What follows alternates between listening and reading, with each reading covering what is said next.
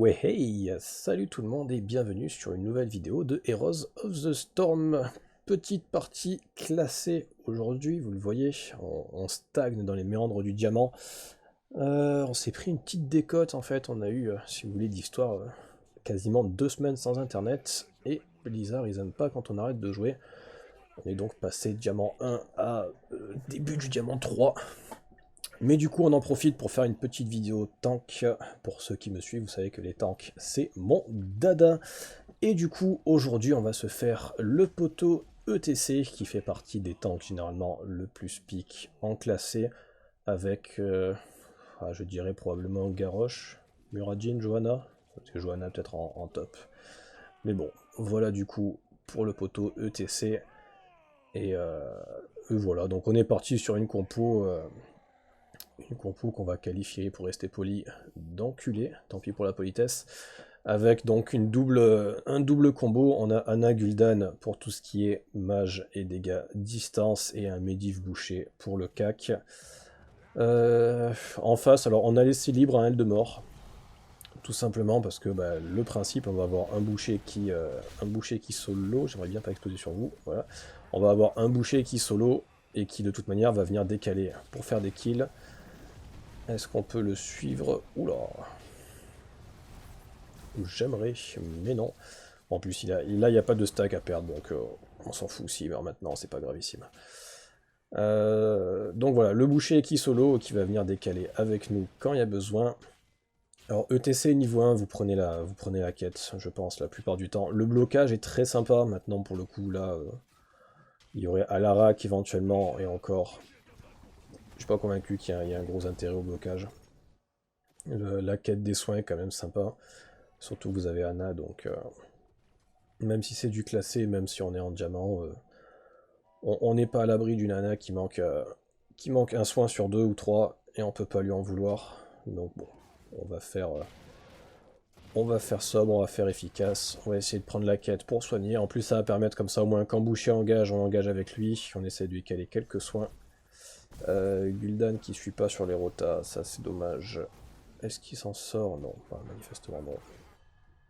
Donc sur cette map, en termes de rota, vous avez normalement le solo qui devrait être top, et, et des rotates qui se font mid-bot. Vous avez plusieurs façons en fait de jouer évidemment, mais voilà, si vous voulez rester le plus groupé possible, vous faites le solo en haut. Oh putain, là, ça va. Le solo en haut, hop, la portée qui est augmentée. Et des rotations, donc vous restez à 4, vous prenez la wave au mid, quand la wave est prise vous décalez bot, la wave est prise vous décalez mid, etc. L'objectif étant tout simplement d'essayer de choper des ennemis sur les rotas. Mais voilà, vous avez la possibilité de faire un solo bot, un solo mid, et 3. Un solo bot, un solo top, pardon, et 3 au mid. Voilà, là on fait n'importe quoi avec la bombe vivante. Refaisons n'importe quoi, soyons fous. Voilà, on se prend pratiquement un niveau.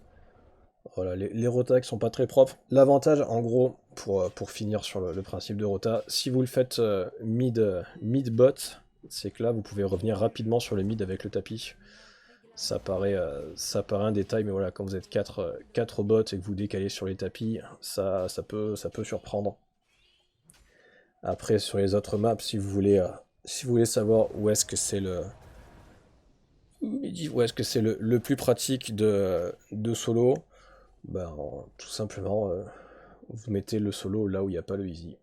En gros, c'est un petit peu bizarre, mais par exemple sur le comté de dragon, le easy il est en haut, donc le solo il sera en bas. Non, c'est l'inverse, le easy il est en bas, donc le solo sera en haut, excusez-moi.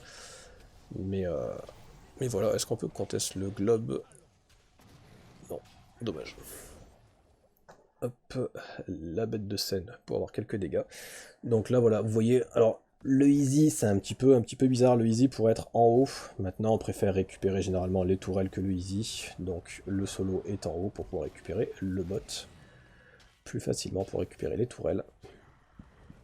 On profite, là l'objectif est un petit peu lent, donc Boucher reste un petit peu en haut pour pouvoir stacker et récupérer de l'XP. Maintenant voilà, il devrait pas tarder à revenir. Je suis désolé Medivh, je t'ai pété dessus. Oh bah, y a pas Gul'dan qui disparaît, donc là on peut directement lâcher le contest. On va défendre l'objectif directement.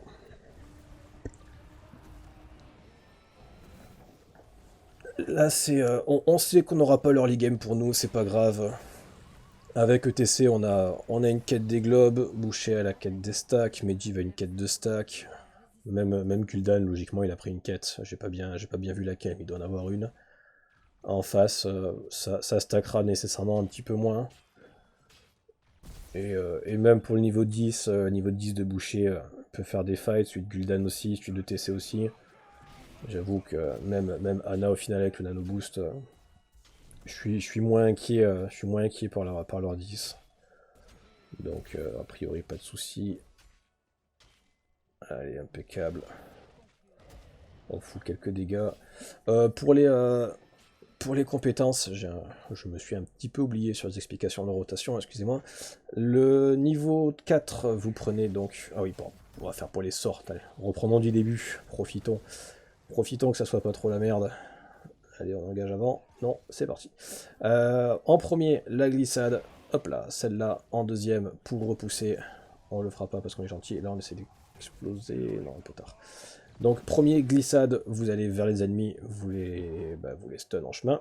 Deuxième, vous les repoussez en rond autour de vous. Vous essayez de caler ça. Quand après la glissade, vous avez réussi à basculer derrière les ennemis.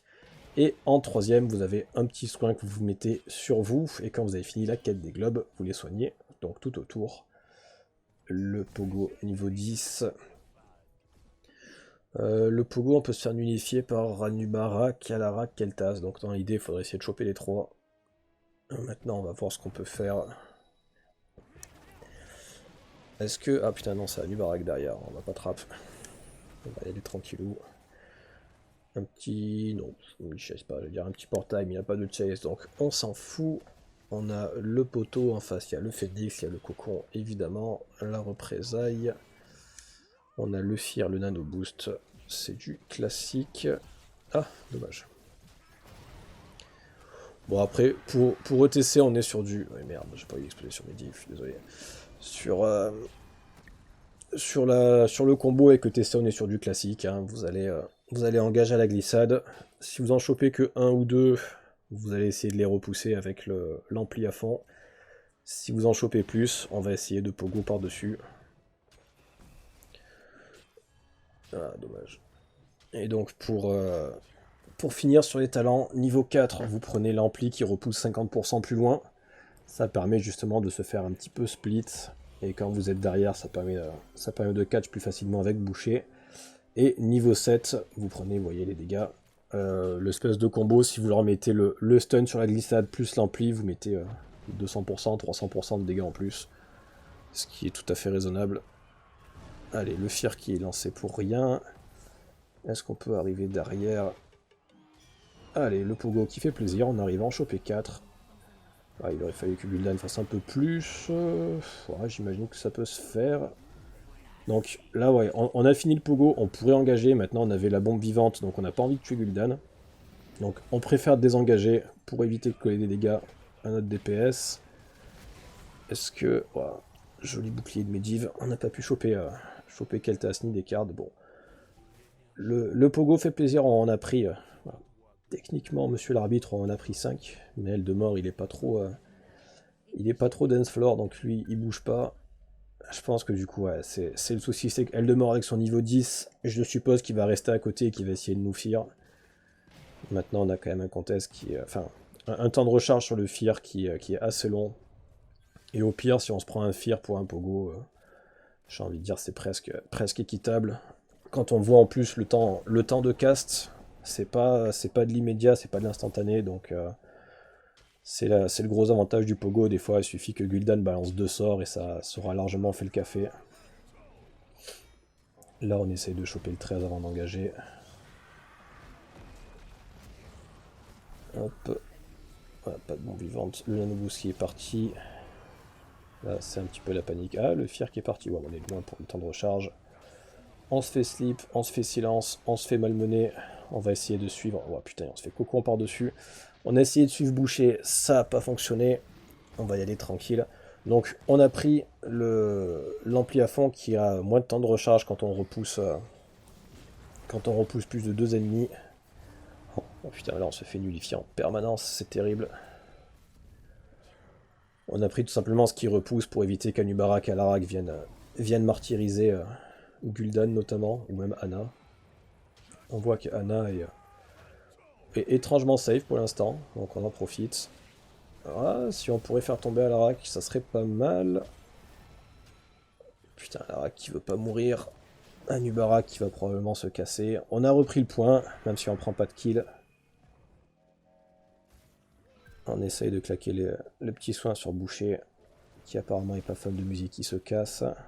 Ah, faudrait pas fight en bas là. Est-ce que le petit pogo... Oh, on prend pas de kill encore, putain. Ils veulent pas mourir en face, hein, définitivement. Ça manque de vie chez nous. On a essayé d'aller en bas pour défendre Gul'dan, c'est compliqué. Le petit portail de Medivh.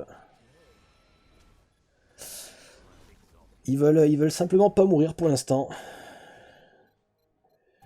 Eh oui, il y en a. Et oui, ma petite, mais il faut rester aussi. Si tu veux qu'on le prenne, faut pas partir.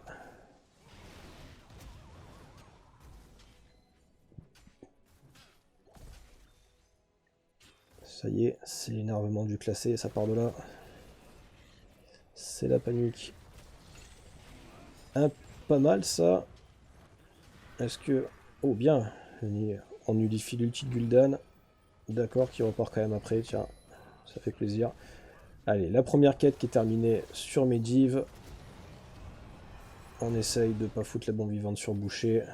Quitte à prendre le route, on préfère. On va essayer de catch quelqu'un dans 2 secondes. Ah, est-ce que ça se fait? Putain, plus de mana pour repousser.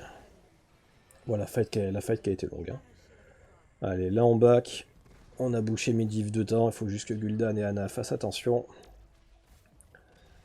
La fight qui a duré un bon moment. On est à 12 minutes sur le deuxième objectif. On va aller sock un petit peu. On voit qu'en bas, il n'y a pas de wave à récupérer. Au milieu, il y en a une. Bon, on les a eu à l'usure. On leur met un demi-niveau. On récupère le T1 en haut. Bon, vous voyez, UTC pour le dépush, il n'y a pas trop de soucis avec ce niveau 7. Alors, encore une fois, il faut vraiment faire attention sur cette map. Parce que du coup, vous êtes 2 dans l'objectif. Là, en l'occurrence, il y a Medivh.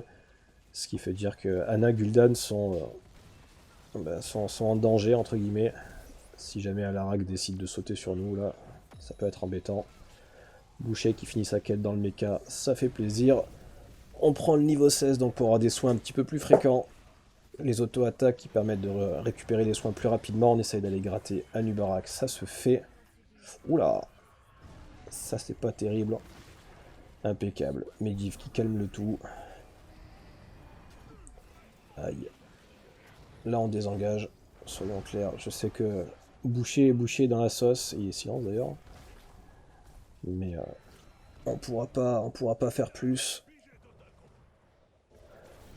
Bon après, Boucher a fini la quête, donc là maintenant s'il doit mourir, on va le laisser mourir, on va arrêter de se jeter avec lui. Mais jusque là, si Boucher était vraiment dans la merde, on préférait nous prendre la mort plutôt que lui, parce qu'on n'a pas de stack à perdre tout simplement. Allez hop, ça c'est des push, on récupère la tourelle, Gul'dan fait le camp en haut, c'est très bien, ils ont récupéré le 16. On peut défendre soit la tourelle, soit le hard, là les petits soins. Ils ont l'air de zoner pour les soins, donc on va aller voir ce que ça donne. Ouais, on essaie de se cacher, mais j'imagine qu'ils nous ont vus. Ok, il y a le Demort qui se casse. Ah, dommage. On sait qu'il y a des cartes dans le bush. Après, si on peut les gratter à Nubarak, on prendra. Hein. Pas de soucis. Impeccable. Alors là, on va gratter directement derrière. Est-ce que... Ah putain, on a été silence directement. On s'est fait coco en plus par-dessus. Alors là, pour le coup, on voit que Boucher nous a pas libéré. C'est volontaire. Hein. C'est tout à fait normal de sa part. Il vaut mieux qu'il aille... tabasser les ennemis plutôt qu'il sorte du cocon. On prendra un spell de Gul'dan. Impeccable, le double kill.